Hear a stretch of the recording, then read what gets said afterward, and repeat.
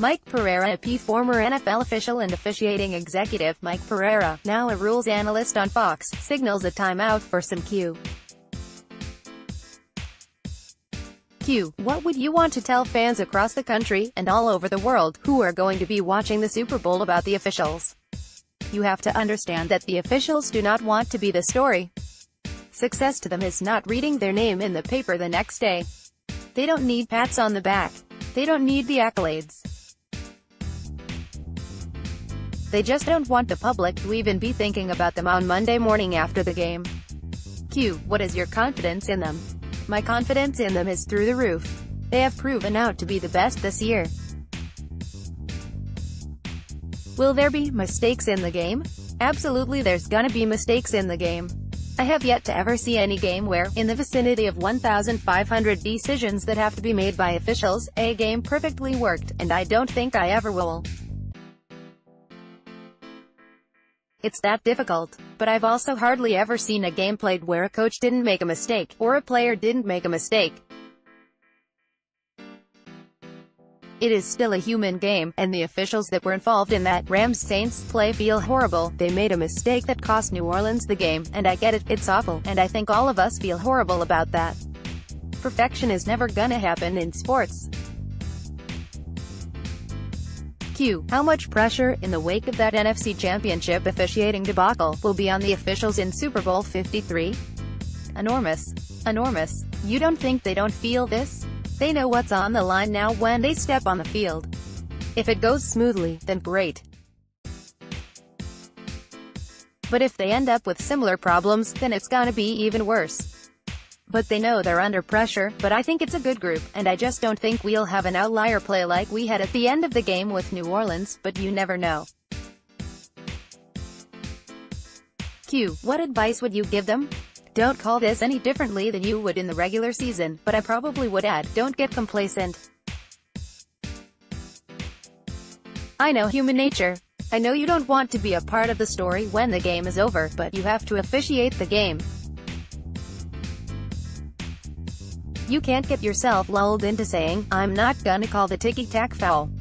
You don't want to do that, but you can't think that to yourself, because if you think that, that's a different standard than you use during the season, and something might catch you by surprise, as it did to good officials, really good officials, in the NFC Championship. So make the calls that you've always made and you'll be fine. How would you characterize the state of officiating today and the public's trust in officiating? I cannot really say that officiating is any better or any worse than it was 10 years ago or 15 years ago during my time that I was running the program. But I do think that the public confidence in officiating is low. That may have been the case when I was there, too. And so I think that there is a new challenge that confronts the NFL, and confronts officiating. And that is, how can you make it better? There have been efforts, and in my opinion, they've not been strong efforts. Making 24 officials full-time accomplishes nothing. It's almost more of a PR move to me than to be actually meaningful. With technology outpacing the improvement in officiating, I think it's time to really rethink the process and come up with something that protects the league and the public confidence in that more calls are gotten made correctly or not missed, like the miss at the end of the New Orleans game. I don't want to expand instant replay. I don't want coaches to be able to challenge pass interference. I think that's a very slippery slope in terms of more challenges and longer games. There's 7 officials on the field, and in college there are 8. You'd like what you call a sky judge in the preseason, and if it works, implement it for the 2019 playoffs. Not a replay official, an 8th official, part of the crew, travels with the crew, and give him the ability to be on site in an enclosed booth with a technician, to look at the play on television in real time and correct obvious mistakes that are big plays and involve player safety and pass interference, and be able to correct some of this stuff. He's able to, in 15 seconds time, correct a mistake. I think that's what needs to be done, quite frankly, to win back the confidence to a degree. It'll look a little strange, but it won't happen more than probably 2 or 3 times a game. It's kind of a fail-safe to me. If you could build the perfect on-field official, what traits would that official have? We hear it used a lot. It's called the it factor, and it's hard to describe. But I have to have a guy that has absolute courage and no fear. I need the guy that is not afraid to confront the coach. I need a guy that is not afraid to make the big call at any time during the game, and so I need that courage, I need that confidence. I need that communication, an official that can communicate with players and with coaches. And I need him in perfect shape, because I don't think that you can officiate to the best of your ability unless you're in shape and feel good. I need him physically and mentally strong. Q. What was your experience with Bill Parcells like as a side judge?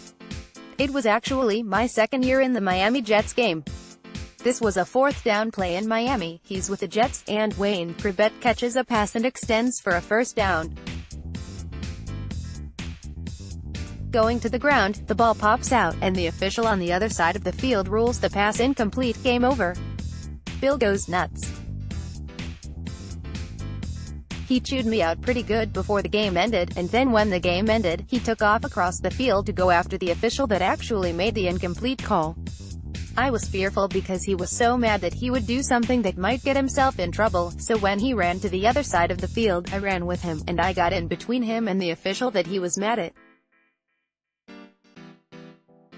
NAP took the photo, but when it appeared in the paper the next day, they cropped it and they took the official that actually made the call out of the picture, so it made it look like he was yelling at me and that I was the one that made the call. I flew back home to Sacramento, and Monday I went to work, and Monday night when I got home, there was a message on my phone, and the message was from Bill Parcells, Mike Bill Parcells. I just want to apologize, you didn't deserve that. I'm ashamed of myself that I said the things that I said to you. You do not have to accept my apology, and I would clearly understand, but I was totally out of line. And I just wanted to let you know that I feel terrible about that. And my first reaction was, I need to look at my schedule. Do I have the Jets again in the next couple of weeks? And the Jets were not on my schedule. I thought that was really a classy move, and anytime I've seen him, I've always respected the hell out of him, and always well. Q. How did you deal with the coach's abuse? A. I felt like I had the ability to listen, and what bought me out of many arguments if it was my call and the coach was mad, I would let them vent and then I would walk over to them and I would say, what did you see? And so then they would tell me what they saw, and I'd say, well, if that's actually what happened, I'm wrong. But I didn't see it that way. Here's what I saw, and most of the time that diffused the argument. I think we've lost some of those skills as officials. We've lost the ability to address a player or a coach in such a way to diffuse it. There are some officials and there are some crews that quite frankly do it better than others, that are more communicative with the sidelines, who take the extra step at the end of a quarter to go over to a coach and say, any questions? Anything you need from me? And coaches really appreciate that. Q. You never threw a flag on a player or coach for abuse. The worst that I got yelled at that I can remember was Mike Shanahan, and he chewed me out up and down, and the hard part of it was I deserved it. He may have crossed the line in what he said to me, but I deserved it. The most simple out and up pattern that Denver ran, and the defender chucked the Denver receiver out of bounds 10 yards downfield with the quarterback in the pocket. It was my first playoff game, Broncos-Chiefs in 1998, and I froze. Why couldn't I have been on Kansas City's sideline when I missed the call? No, I was on Denver's sideline. Bill Parcells complains to side judge Mike Pereira. APQ. What were the coach's phone calls like when you were VP of officiating? It changed over the years. You used not to get calls until Tuesday, and then coaches knew that you were in the office, and then they'd start calling on Monday. And then they called on Sunday night because they knew I was always in there Sunday night, and I didn't have a problem with that. I had a little bit of a problem with Jim Mora Jr. when he called to yell at me at halftime of a game that the Seahawks were in. He actually called me during the 12-minute halftime to yell at me about a pass interference call that was missed and a replay decision that he felt was incorrect, and I'm like, you're calling me at halftime. I'm sitting here eating a piece of cold pizza. And you're yelling at me about these calls? You might think about coaching your team here at halftime a little bit or making some adjustments. I think that the VP officiating job is the second toughest job in all of the National Football League. I give the commissioner no. 1. But the head of officiating is the most public figure second to the commissioner, and it's a figure that makes enemies, not friends. For me, I cherished it. I put in 12 years when I thought I would put in 10. But amidst all the pressure and the controversy, quite frankly, I don't think there was ever a day that I woke up and didn't want to go to work. Q. Describe Bill Belichick. He never tried to work me and try to prove me wrong or whatever. I thought the relationship was great with he and I. It changed after Spygate, because the league was involved, obviously, and then I think I was thrown in the same bucket as the league in his eyes. When the relationship kind of broke down after Spygate, I missed him, to tell you the truth. Q. Did you ever fear for your safety or receive any threats? There was an article that was written about me. This was in the off-season after the tuck rule play in New England. The Sacramento paper wrote an article and made references to my wife, who still lived in Sacramento at the time, and I got a threatening email saying that now we know that your wife lives in Sacramento, she needs to look over her shoulder every time she leaves her house. We had the guy investigated, and the guy was a no-name loser guy who was not a threat. I remember people after the Pittsburgh game when points were taken off the board at the end of the game, but they still won the game, but the bet ended up not being covered, and I had people threatening me if I didn't pay their debt. That stuff didn't ever bother me. Q. How have the pressures of officiating changed over the past 15 to 20 years? Technology has made it harder, not easier, for him. Technology exposed officiating to really show people how difficult it is. Technology has improved a lot faster than officiating has improved. The fans now recognize mistakes that are made that they wouldn't have recognized 15 years ago. When we brought replay back in 1999, I said to the officials, look, here's the deal, you can look at replay and fear it, or you can look at replay and challenge it. You can try to take your officiating ability to the next level and try to keep pace with technology. Or, you can fold up your tent, and if you think you're gonna do that, then leave, then do something else. Well, they all accepted the challenge, but technology has gotten better and better. Many times, replay shows you how great the call is. It kind of validated how good they are. But it also emphasizes their mistakes. Q. What about the impact of legalized gambling? Officials don't gamble, we make sure of that. They're under such scrutiny, they can't even go into casinos or race books. Even in the off-season, they have to report it to the league. The NBA scandal a few years ago hurt all officials, but it was an isolated incident. Look at it this way, they're paid good money. It's a great gig, and they don't want to give it up. And the only way that they're gonna be forced to give it up before maybe they get to the point where their skills start to deteriorate is if they make bad calls. And every play is reviewed. They're held more accountable, I think, than anybody else in any industry is because every play they're looked at. All they want to do is make the right call so they don't get downgraded, and they gotta do it in real time. Q. Describe your standard pre-game visit 90 minutes before a preseason game with then Lions coach Wayne Fontes. The last thing you ask, are you gonna run anything that we need to be aware of? Any special play that you're gonna run that might catch us by surprise? And Fontes looked right at me and said, yeah, we're actually gonna run a screen pass from our own end zone, and we're gonna throw the screen from the right hash. We're gonna throw the ball into the stands off of the facade of the first deck.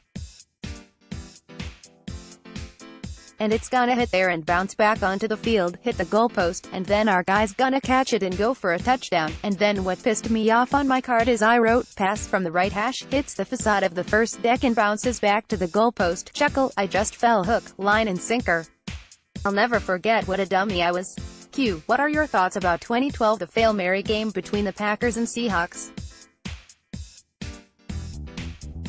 It was during the lockout of officials, and I had no idea what happened. I was fishing in the eastern Sierras in an area with no internet, no television, no nothing, so I knew nothing of it until I ventured down the mountain the next day to go to dinner in the town of Bishop, where you got internet, and my phone started blowing up. It was a quick way to end the lockout, that's all I would say. Q. Was the lockout was very stressful for you? Sure. That was my second one I went through. I went through the one in 2001, that's my first year taking over the officiating program. I remember former Commissioner Paul Taliabu coming into my office and saying, "You need to find 130 guys that will be ready to officiate in a month's time. And all my friends are the officials." And so I had to put together a list of replacements. We were getting ex-college officials out of bars. Anybody that had any ability, we were getting them on the field. I've lost a gazillion good friendships because I was management and had to train these replacements and even had to work on the field with them. It was horrible. Like Pereira Q. Where were you during the tuck rule game? Laugh. I was in St. Louis for a playoff game. I was in my hotel room watching the game and I had a bottle of wine, and so I'm drinking my wine watching this beautiful football game. I just love the sight of football and snow. When it happened, I initially thought like everybody else, fumble, and when I saw the first replay, I said, "Oh my God. It's an incomplete pass." And so when Walt Coleman went over to review it with Rex Stewart, who was the replay official, I knew it was coming, that my phone was gonna blast off. Q. Describe the phone call you made to Jim Fassel after the Giants were jobbed in the 2003 playoff game in San Francisco. In some ways it's not a whole lot different than what just happened with Al Reverend calling Sean Payton. I was just confirming to him that, yes, we did miss this. Officials incorrectly called an eligible receiver downfield instead of pass interference on a game-ending botched field goal attempt by the Giants, and we should have got it, and we're gonna change our procedures and get together before we run off the field if something like this presents itself again. He listened to what I had to say, but I can't say it was a chummy call, that's for sure. Q. Describe recently retired referee Gene Steratore. Confident, knowledgeable, fearless. I think he was a good official, and will be a very good analyst. Q. Former referee Ed Hochuli. Tough, stubborn, passionate about officiating, a great representative of the league and officiating. Clearly a guy devoted to it, and the one referee that I used to assign officials that were struggling. I used to move them on to his crew because I knew he would make them better. Q. Fox broadcast colleague Troy Aikman. I couldn't be prouder of Troy Aikman. He studies rules, he studies interpretations, he seeks me out all the time during the week to ask me about plays. He has surprised me with the things that come out of his mouth when it comes to officiating. He's tough on officials, but he really studied it, and I think he's become much more fair in regards to officiating. Q. Fox play-by-play man Joe Buck. Misunderstood. Frustrating to me. You just have to be around him to know that he works really hard at it. I wish all those people that criticize him could spend 10 minutes with Joe and find out what a good man and person he is. To me he's clearly the best that I've ever been around. Q. Your first game as side judge was Patriots at Packers in preseason 1996. My first time in Lambeau Field, I had a striped shirt on, and I'm working a game, and it's like packed. And I am a guy that came out of the Western Athletic Conference, and was working New Mexico and Texas, El Paso, and then BYU and Utah. But then I step into Lambeau Field, and the unbelievable feeling of walking out of that tunnel into Lambeau Field was just incredible. The second thing was the fear factor. I questioned my own ability as to whether I was good enough to do it, and I was paired with a head linesman, a guy named Ernie France, who everybody told me I would hate. Q. And the game's over, and I was like, I did it. I did it. And it was not hard, it was easy. And I was so high, I flew home the next day and went right to the jewelry store and bought an engagement ring for my current wife, and we'd been going for 8 years prior to that. I was on a football high is what I was. Q. How good of a Pacific Coast Athletic Association head linesman was your father? He was good, and quite frankly, that's how I learned the game of football. I didn't learn the game by playing it, I learned the game by seeing it through the eyes of an official, through my dad. That was good and that was bad because I hated to see my dad abused, and he got abused from coaches and fans. It kind of took away my appetite to even become an official, and it wasn't until somebody said I could actually make $30 on a Sunday officiating Pop Warner games that I decided to do it. I needed the money. Q. 3 games, $10 a game. Ravenswood High School in East Palo Alto, Calif, and got on this field looking like an absolute nerd in a uniform that was too big, and honestly, I fell in love with it in the first quarter. I don't know why. Q. Who was your boyhood idol? Willie Mays. Q. What is your Battlefields to Ballfields Foundation? There is an amazing shortage of amateur officials around the country. Average age of amateur officials have been going up for the last 10 years. The average number of people applying to become an official had declined over the last 10 years, so there's a real dilemma in officiating right now. Then I met some veterans, and recognized that veterans are struggling getting back into their communities. The light went on in my head like, God, why didn't I recruit more veterans to become officials? The stress of being on a football field may not be quite as difficult as the stress that's being in a bunker somewhere. This gives them the chance to serve with kids, to serve with parents, and to be role models. We've got 183 veterans that we have given scholarships to around the country. Q. 3 dinner guests? Frank Sinatra, George W. Bush, Clint Eastwood. Q. Favorite movie? Paint Your Wagon. Q. Favorite actor? Clint Eastwood. Q. Favorite actress? Anne Bancroft. Q. Favorite singer, entertainers? Frank Sinatra, Lady Gaga. Q. Favorite meal? Veal marsala. Q. What would you hope your legacy is? A. I don't think it necessarily has anything to do with on the field. I read Wikipedia, and what do I read about myself? I'm the person that's responsible for getting the officials out of knickers into long pants. Well, that's not a very good legacy to have written about you, but it's true. I was sick and tired of seeing grown men on the field with white knickers showing their skinny legs, especially when it comes to me. I think that if I have a legacy, that I was really pretty much the first to bring officiating out into the open by talking about it and maybe helping to educate the fans about the rules and officiating through the media. And maybe developing a greater appreciation for officiating. Maybe the fact that I got officiating to be recognized as an important part of the game. Q. Describe your battles with testicular cancer and colon cancer. The testicular cancer that I faced when I was young was scary.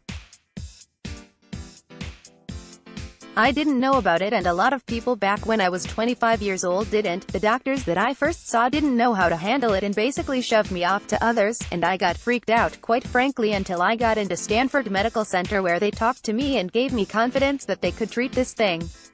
That was a scary thing, though, and had the testicle removed and then had it tested for 2 weeks before I was given the fact that I had a 2-year period to go through and hopefully have it not recur in that 2-year period, which it didn't, but it was a scary 2 weeks not knowing what you were gonna face. And then the second one, I've been battling this since really 2003 in New York when it was first detected, then had my first surgery. 2 weeks ago, I went to my specialist in San Francisco, and he did his umpteenth procedure on me, the colonoscopy, and at the consultation at the end, he looked at me in the consultation room and said, "You're cured." And I was like, what? I mean, I didn't even know that was an option. Early detection was the key. Maybe that ought to be my legacy. I have faced cancer twice and beat it both times.